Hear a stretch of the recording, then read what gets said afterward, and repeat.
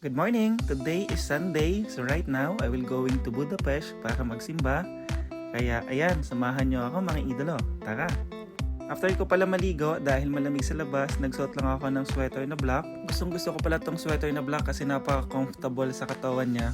Pinakanoan ko lang pala siya ng trouser pants and winter jacket, and of course, the winter shoes. I really like this one from Dutchman, and look at this. This is my outfit for today. And at 11 AM, sumakay na ako ng bus papunta sa Deck Parents para maggumala muna. At syempre, antay ko yung kasama ko doon. And nandito tayo sa Deck Parents, and yun, that's it. So, let's go!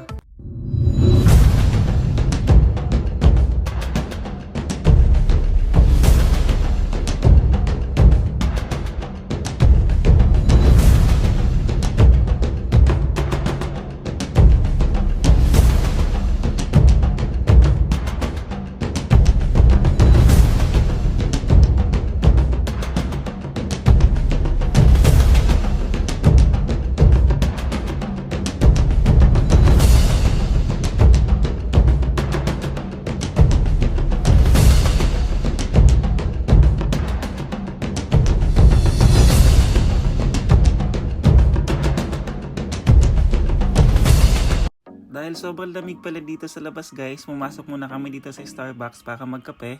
Para mainitan naman yung katawan natin. Tapos nakita ko pala dito yung kawork ko si Valera. Shoutout sa'yo Valera. Isang masugid na tagapanood ko yan. Hi, привет!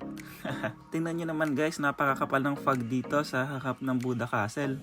Sobrang ganda ng view pero napakalamig sa labas guys, kaya magdala kayo ng makapal na jacket tsaka ng gloves. Kasi guys, 1 degree Celsius pala ang lamig dito. Dito din pala meron mga nagtitinda ng mga tinapay I guess. Tapos hot wine para naman mainitan yung ating mga katawan. And gusto ko sana i-try kaso hindi na lang kasi katatapos lang din namin magkape. Pero napakaganda talaga ng view dito guys sa harap ng Buda Castle dito sa may Budapest. Kaya kahit malamig, tuloy-tuloy lang din ako sa paglakad dito. Kung mapapansin nyo, nag-i-enjoy ako dito kahit malamig. Nung hindi na namin kinaya yung lamig, pumasok muna kami dito sa may mga tindahan ng souvenir. Tumingin-tingin lang kami, nakisilong kami kasi sobrang lamig talaga guys sa labas. Hindi ko kaya yung lamig. Wala kasi akong dalang scarf tsaka bonnet kaya napakalamig sa tenga. Tapos nung lumabas kami dun sa may souvenir, pumunta pala kami dito sa may Bershka. May nakita pala ako dito ng cowboy shoes na napakaganda. Itong one piece, 16,995 foreign pala to mga idolo. At sa mga oras nito is 2 PM na pala kaya kumain muna kami dito sa may Chinese restaurant. Nag-order nga lang pala ako dito ng fried rice with prawns tapos with Shanghai. Bali yung kinain ko nito is nasa 4,000 foreign pala to mga idolo, pero napakasarap naman ng sinangag na may hipon tapos meron pang kasamang Shanghai.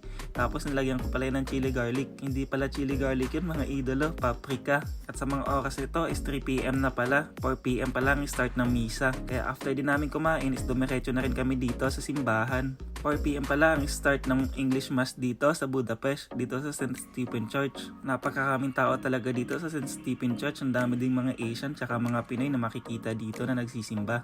At sa mga oras nito is 5:40 na siguro, tapos nag-aantay na ako dito ng bus papunta dun sa accommodation namin. Kaya yun, see you on my next vlog. Don't forget to like and share. This is Jao King. Bye-bye!